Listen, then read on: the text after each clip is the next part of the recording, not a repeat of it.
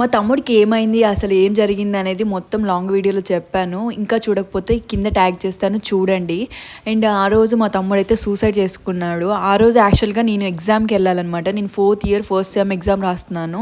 So నేను అనుకోకుండా 3 days postpone అయినాయి అనమాట ఎగ్జామ్స్. లేకపోతే నేను అసలు హాస్టల్లో ఉండేదాన్ని గాను. ఆ టైంకి నేను ఎగ్జామ్ సెంటర్లో ఉండేదాన్ని, ఎగ్జామ్ రాస్తూ ఉండేదాన్ని. నేను అరౌండ్ 5 o'clock ఏమో రీచ్ అయ్యేదాన్ని హాస్టల్కి. అప్పుడు చూసుకునేదాన్ని ఫోన్ కాల్.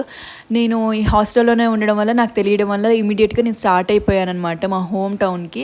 సో మా పేరెంట్స్ అయితే, మా మమ్మీ అయితే తెలియగానే మా డాడీకి కాల్ చేసింది, నాకు కాల్ చేసి నేనైతే లిఫ్ట్ చేయకపోవడం వల్ల మా డాడీ అయితే రీచ్ అయిపోయారనమాట.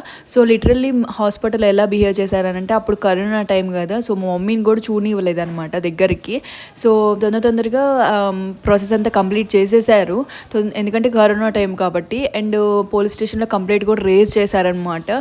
సో నెక్స్ట్ ఏం జరిగిందని నెక్స్ట్ పార్ట్లో చెప్తాను.